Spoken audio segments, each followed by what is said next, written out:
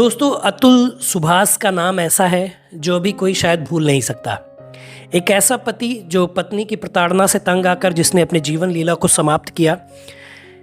क्या क्या उनके साथ प्रॉब्लम थी, क्यों उन्होंने 1 घंटे का वीडियो बनाया सुसाइड से पहले, और क्यों उन्होंने 24 पन्नों का सुसाइड नोट लिखा, इसके बारे में बात करेंगे आज इस वीडियो में। उससे पहले मैं हमारे साथ जो शख्सियत हैं उनके साथ आपका इंट्रोडक्शन करवा देता हूं। आप हैं श्री पीयूष त्रिवेदी जी, युवा जनसत्ता दल के युवा जिलाध्यक्ष लखनऊ। जी, सबसे पहले तो आप सभी दर्शकों को, श्रोतागणों को बहुत बहुत अभिनंदन और स्वागत करता हूं, और जो है भविष्य की बधाइयां देता हूं। जिस तरह के काम को लेके आप चल रहे हैं समाज को जागरूक करने के लिए, उसकी बहुत बधाइयां देता हूं मैं आपको। शुक्रिया त्रिवेदी जी। तो दोस्तों, जुर्म कभी छुपता नहीं और अपराधी कभी बचता नहीं, ये मेरी टैगलाइन है, आप जानते हैं। इसी क्रम में आज हम एक वीडियो जो अतुल सुभाष के बारे में लेकर आए हैं। पहले भी ये वीडियो डाला गया था और आपने बड़ा प्रेम दिया, उस पर प्यार दिया, लेकिन आज कुछ बातें और हैं जो निकल कर सामने आई हैं, तो आपसे रूबरू कराना वो बहुत ज़रूरी था।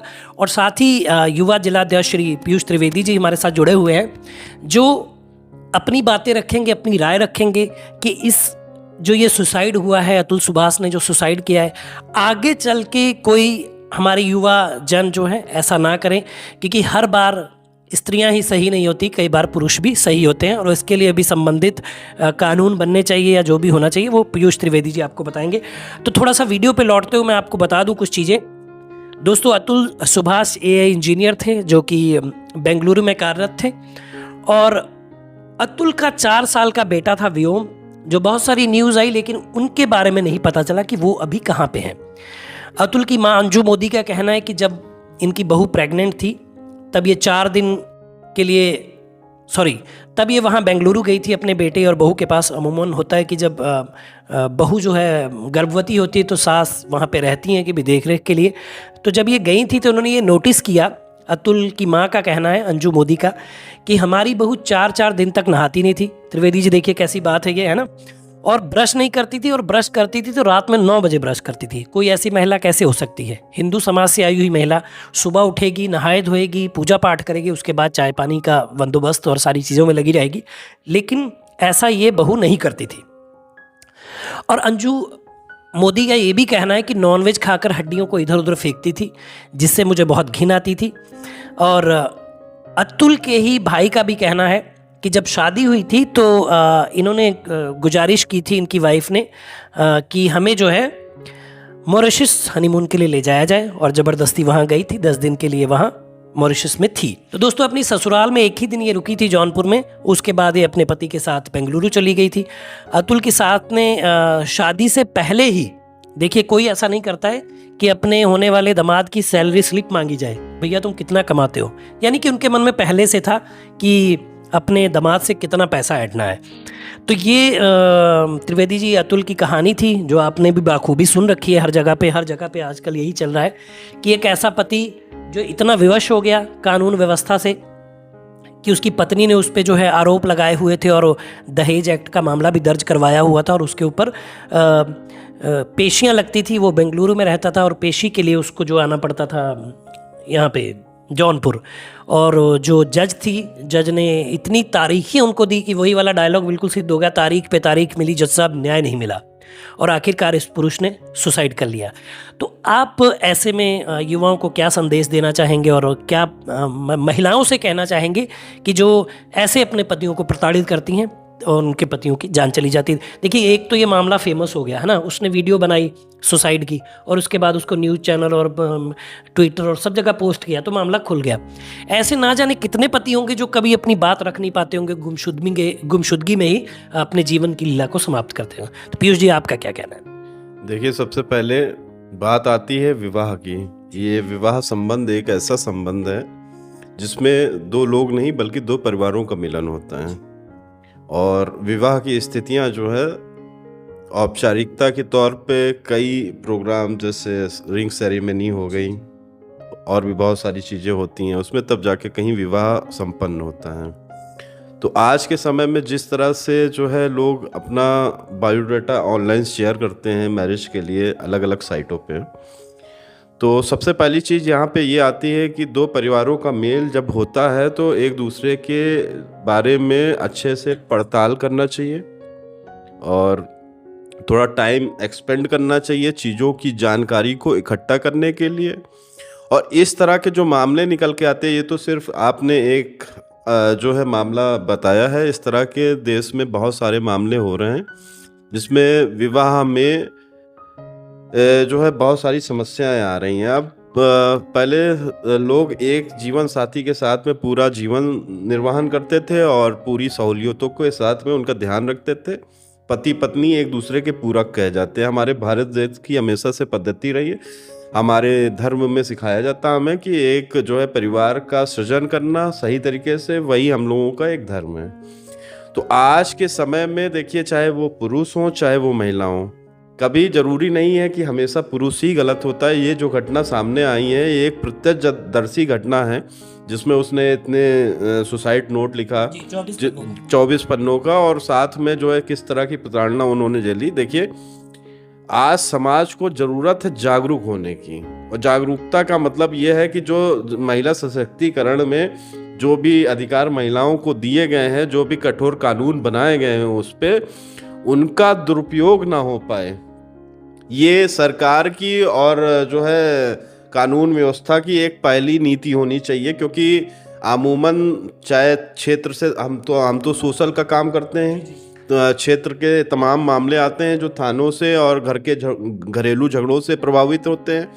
तो उसमें जो है सबसे पहले तो एक ओपन फोरम कोर्ट होना चाहिए जिसमें कि दोनों पक्षों की बात सुने, ताकि किसी के साथ में, अब ये जो प्रकरण है वो पूरा अन्याय का प्रकरण है, क्योंकि यहाँ पे बिना किसी साक्ष्य के, बिना किसी ठोस सबूत के एक आदमी पे मुकदमा होता है जो अपने जीवन में अपने परिवार को साथ लेके चल रहा है, और वो मुकदमे में जो उसको हर महीने में 5-5 तारीखें दी जा रही हैं, बेंगलुरु से उसको जौनपुर का जो ट्रैवल करना पड़ रहा है, जो पैसे खर्च करने पड़ रहे हैं, जो घर का एक स्थिति खराब हुई है, सबका तनाव से प्रभावित हैं सारे परिवार के लोग।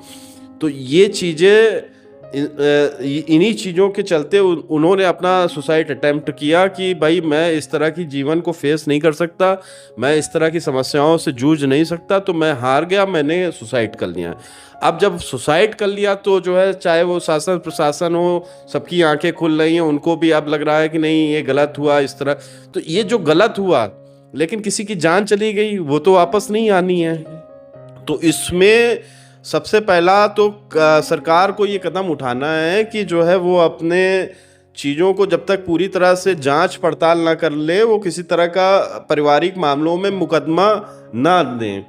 क्योंकि ये जो है, ये एक जो है विवाह एक बहुत जो है पवित्र संबंध है, और अगर मान लीजिए कि विवाह में पति की तरफ से या पत्नी की तरफ से कोई डिस्टरबेंस आ रहा है, तो उसको एक ओपन फोरम कोर्ट में लेना चाहिए। इसके लिए हमारे महिला आयोग भी बने हुए हैं। तो उस तरह से पहले बारीकी पे जाके मुद्दे की गहन जांच करनी चाहिए, और उसके बाद में अगर जहाँ पे गलतियाँ हो रही हैं, जिसके माध्यम से गलतियाँ हो रही हैं, तब उसके ऊपर में कोई जजमेंट निकालना चाहिए।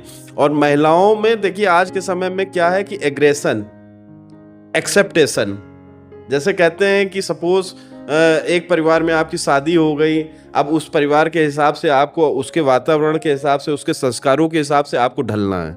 ये खुद आपने एक्सेप्ट किया है, आप उसके पास में अपना घर छोड़ के जा रही हैं, इट मीन्स कि आप उसके साथ में, उसके माहौल में ढलना चाह रही हैं। और वो माहौल में अगर कोई प्रॉब्लम है, किसी तरह की जो है कोई अन्याय प्रणाली है, या किसी तरह का जो है कोई ऐसी बात निकल के आ रही कि आपको रिस्पेक्ट नहीं मिल पा रही, आपकी सेल्फ रिस्पेक्ट, तब आप वो चीज़ें करें। और महिलाएं जब ये समझती हैं कि नहीं, हमारे पास तो अधिकार क्षेत्र में कानून है जिसका उपयोग करके हम कुछ भी कर सकते हैं, और इस तरह के तमाम मामले होते, कोई कहता है कि मेरे साथ में रेप हुआ, लेकिन जब पड़ताल होती है तो पता चलता है कि वो लिव इन में रह रहे थे, और अचानक से जो है दोनों के बीच में कोई खटास हुई, कोई खटपट हुई, और उन्होंने जाके जो है सीधा मुकदमा दायर कर दिया। तो इस पे सरकार को संज्ञान में लेते हुए एक पूरा जो है जांच प्रणाली बनानी चाहिए, जिसमें जो है ताकि दोनों पक्षों में किसी एक पक्ष के साथ में गलत ना होने पाए। महिलाएं हमेशा से उनका सम्मान रहा है इस देश में, सम्मान रहेगा और सम्मान हमेशा रहेगा। लेकिन होता कभी कभी यह है कि जो है जैसे पुरुष और महिला और पुरुष में एक इक्वालिटी की भावना के साथ में हम लोगों ने बात की। हमने कहा कि देखिए, जिस तरह से हमारे पुरुष हैं समाज के लिए, उसी तरह से हमारी महिलाएं हैं। वो भी आज समाज में सब सुदृढ़ करने के लिए काम कर रही हैं, जॉब पे जा रही हैं, व्यापार कर रही हैं, कोई किसी पद पे बैठा हुआ। इवन हमारे देश की राष्ट्रपति जी भी जो है वो भी महिला ही हैं, जो देश को चलाने का कार्य कर रही, तो वो अपने आप में सराहनीय है। लेकिन जब इस तरह से कोई एक घटना आती है कि जहाँ पे एक महिला, एक स्त्री अपने अधिकारों का दुरुपयोग कर रही है और अपने परिवार के ही अपने खास संबंध, पति, सास, ससुर और उसके भाई, जेठ, उनके खिलाफ जो है गलत षड्यंत्र करते हुए उनको फंसा रही है, उनको प्रताड़ित कर रही, दहेज के मुकदमे लगा रही है, तो ये सब गलत हैं। इसके खिलाफ में हम लोगों को एकजुट रहना चाहिए ताकि किसी की जान ना जाए। जान इतनी आसान नहीं है, सस्ती नहीं, लेकिन हाँ, जान सस्ती नहीं है। लेकिन अब होता यही है कि प्रेशर इतना बिल्ड होता है कि जो है वो आदमी सुसाइड कर लेता है। ये सोचता है कि मेरे तो चारों रास्ते बंद हैं, मुझे कुछ दिन में जेल भेज दिया जाएगा। तो इज्जतदार अपनी इज्जत, अपनी मर्यादा को समझता है, तो वो किसी भी हद तक जाता है।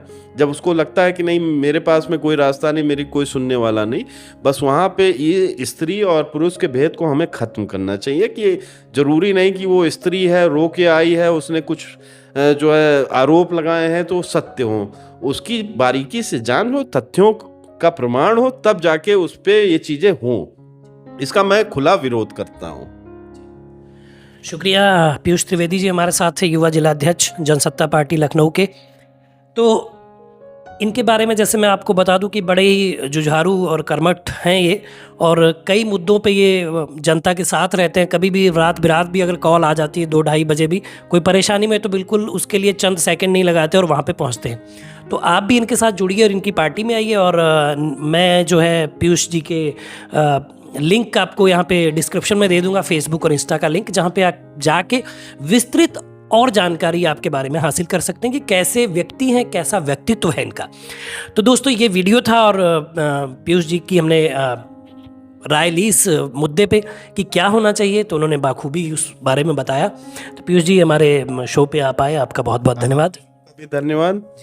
इतने व्यूवर्स हैं उनको धन्यवाद। और मैं सबसे कहूँगा कि इस मुद्दे पे जो चर्चा हुई उसको ज़्यादा से ज़्यादा शेयर और लाइक करें, ताकि लोगों के अंदर में ये अवेयरनेस, ये जागरूकता आ सके कि हाँ, सच में आज समाज में हम लोगों को जागरूक होने की ज़रूरत है। जिस तरह से हम लोग 21वीं शताब्दी में जी रहे हैं, आधुनिक काल का युग है ये, और बहुत सारे हम लोगों को इंफ्रास्ट्रक्चर मिले हुए हैं सोशल के माध्यम से, तो हमको उनका सही उपयोग करना है, अपने अधिकारों का सही उपयोग करना है, अपने स्त्री पुरुष होने का सही उपयोग करना है, बस। और यही, इसी के साथ में मैं अपनी बात खत्म करता हूँ। जी, शुक्रिया।